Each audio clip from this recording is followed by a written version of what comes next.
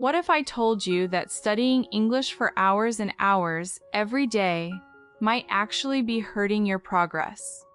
I know it sounds a little crazy, but stick with me because by the end of this episode, you are going to have a complete, science-backed routine to learn English on your own, and it takes 1 hour a day, maximum.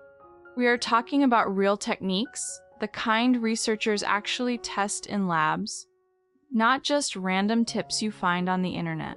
And the best part, you do not need to quit your job or cancel your social life to make it happen. Stay with me until the end, because I am also going to reveal the single biggest mistake most English learners make with their study time, and it is probably something you are doing right now. By the way, if you are new here, welcome to the English Break podcast. I am Nina, and this is the place where we use real conversations, real culture, and real strategies to help you grow your English. If you find today's episode helpful, a subscribe and a like mean the world to me, and they help this content reach more learners just like you. Okay, let's get into it. The self-learner mindset. Before we talk about routines, let's talk about something even more important. Your mindset. Learning a language on your own is very different from being in a classroom. Nobody is going to tell you what to study next. Nobody is going to check your homework. You are the one making the decisions. And that is actually a superpower, if you know how to use it. Here is the trap that a lot of self-learners fall into. They watch someone else's routine on YouTube, copy it exactly, and then feel like a failure when it does not work for them. The thing is, a good learning routine is not a recipe you copy. It is something you build based on your own life, your schedule, and the time you can realistically commit every single day. And here is another truth that I think is really important. Fluency is not a short project. It is a long-term development. So the goal is not just to reach some finish line. The goal is to actually enjoy the process. Because if you hate what you are doing, you will quit. And quitting is the only way to guarantee failure. Now, what does fluency actually mean?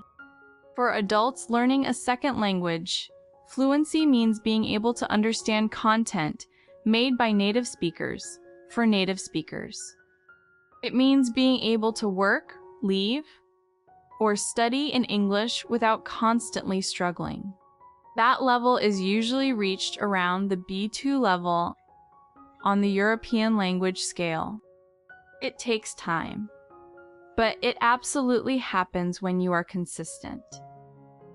The Fluency Equation. Okay, so here is the framework that changed the way I think about language learning. I call it the Fluency Equation, and it goes like this. Fluency equals intentional study, multiplied by deliberate practice, multiplied by immersion.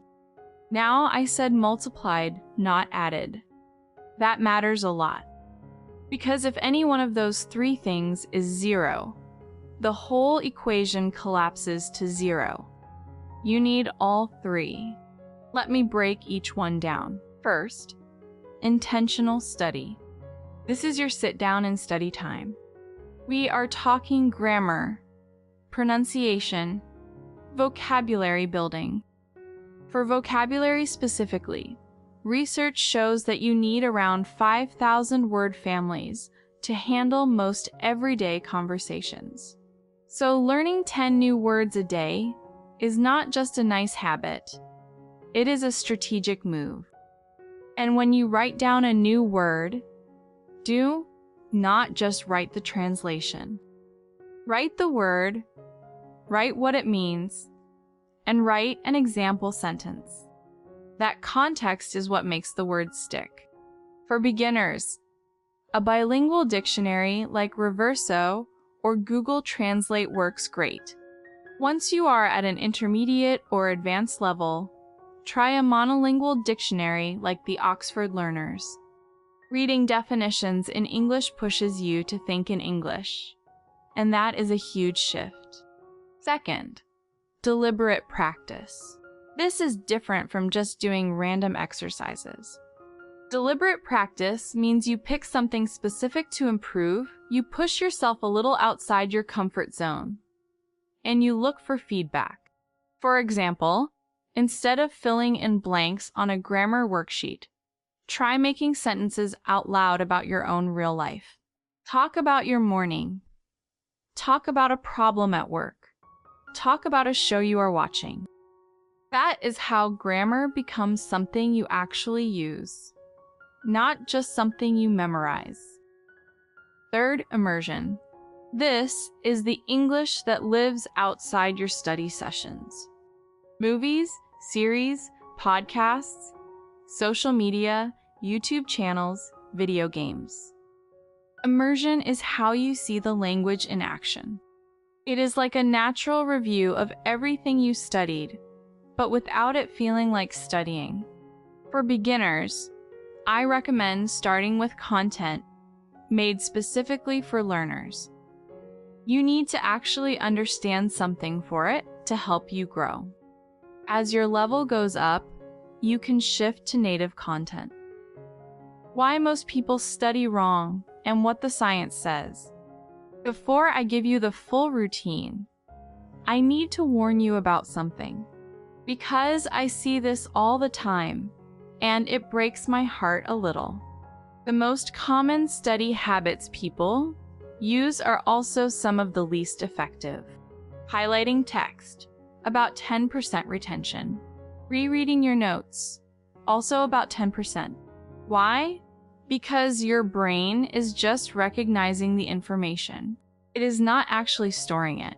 It is like looking at someone's face and thinking you know their name, but when someone asks you, you go completely blank. Cramming everything the night before an exam, your brain treats that as spam.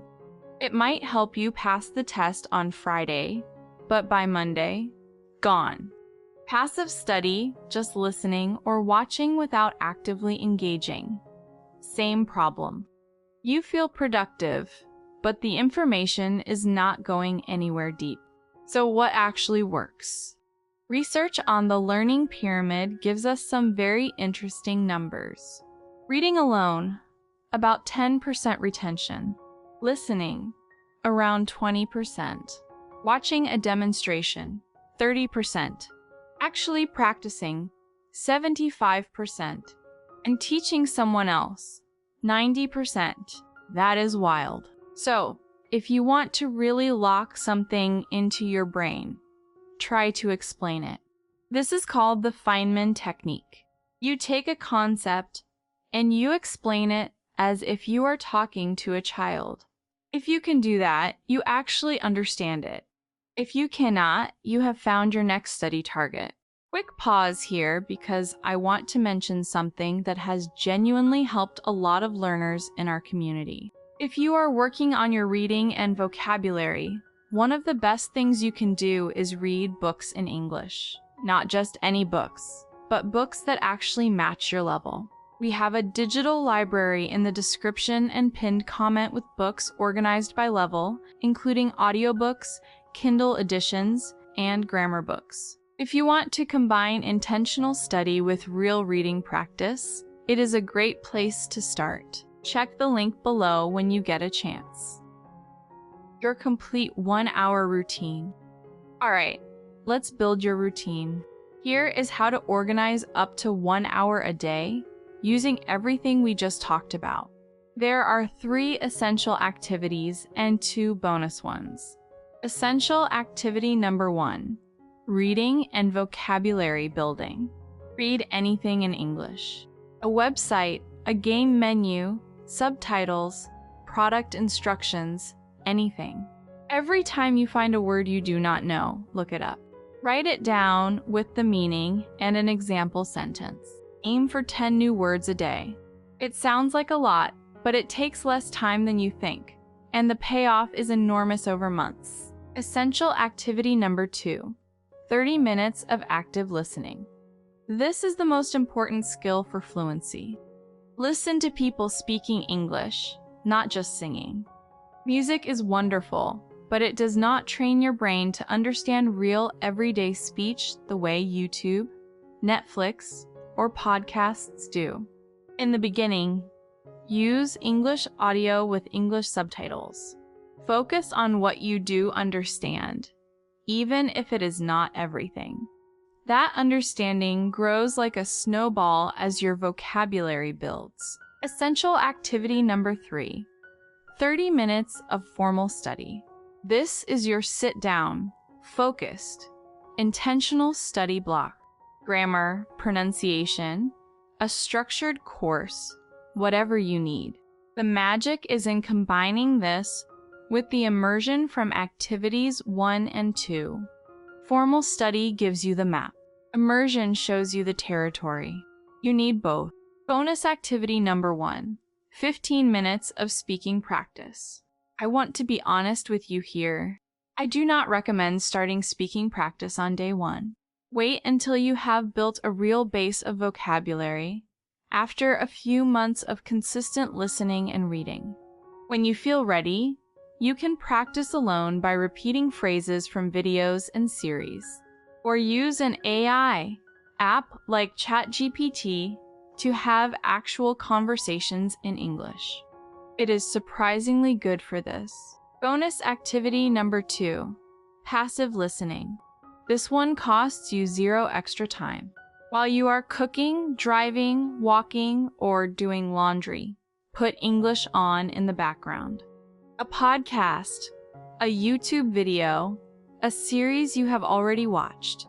Your brain absorbs the rhythm and sounds of the language even when you are not focusing. It helps you rack up hours of exposure without any extra effort. 3 techniques to make it all stick. Now let's talk about how to make sure what you study actually stays in your head. Technique 1. Active recall. Force your brain to retrieve information. Use flashcards. Quiz yourself. Cover your notes and try to remember what was on the page. Every time you successfully retrieve a memory, you are making it stronger. It is like a muscle. The more you use it, the bigger it gets. Technique 2. Spaced repetition. Here is the thing about memory. We forget about 50% of new information within an hour. But if you review at the right intervals, you can fight that curve. A simple system. Learn something on day 1, do a quick review on day 3, and test yourself on day 7. Apps like Anki were literally built for this, and they are free. Technique 3. Habit stacking. This is how you make sure you actually do the thing every day without relying on motivation. Attach your English study to a habit you already have. After I brush my teeth, I do flashcards. While I make coffee, I listen to an English podcast. When I sit down for lunch, I read 1 page in English. Start small. The 2-minute rule says, just start with something tiny, 1 flashcard, 1 paragraph. Once you start, momentum usually takes over. And if you want to be even more focused during your study sessions, try the Pomodoro technique. 25 minutes of full concentration, then a 5-minute break. It sounds simple, but it genuinely works. Vocabulary Corner. Before we wrap up, let's go over some key words and expressions from today's episode. Fluency. The ability to use a language easily and naturally. Example. Her fluency in Spanish helped her get the job. Deliberate practice. Focused. Intentional effort to improve a specific skill. Example. He improved his pronunciation through deliberate practice. Immersion. Surrounding yourself with a language as much as possible. Example. Living abroad is one of the best forms of language immersion. Active recall. The act of pulling information from your memory, not just reviewing it. Example, using flashcards is a great form of active recall. Spaced repetition. Reviewing material at increasing intervals to improve retention. Example, spaced repetition apps help you remember vocabulary long-term. Habit stacking. Connecting a new habit to one you already have. Example, she used habit stacking to her morning routine. Passive listening. Hearing a language without focused attention. Example, passive listening during her commute helped her get used to the sounds of English. Listener challenge. Here is your challenge for this week. Pick just one activity from today's routine and commit to it for 7 days in a row. Just one. 10 new vocabulary words a day, 30 minutes of listening, or even just habit stacking your English onto something you already do. 7 days of one thing is more powerful than 7 different things done once. When you complete the challenge, come back here and tell me in the comments. I would love to hear which activity you chose. Learning English on your own is one of the most rewarding things you can do for yourself. And the fact that you are here, watching, listening, and taking notes tells me you are the kind of person who actually follows through. So do not underestimate yourself. You do not need to study for hours. You do not need a fancy school or a perfect accent from day one. You need consistency, a smart routine, and the patience to trust the process. If this episode helped you, please subscribe to the English Break podcast so you never miss a new episode. A like also helps so much. It tells the algorithm that this content is worth sharing with other learners. And leave a comment below telling me, which part of the fluency equation do you feel you need to work on most right now? Intentional study, deliberate practice, or immersion? I read every single comment and I would love to hear from you. Until next time, keep going. Your English is growing, even on the days it does not feel like it. Take care.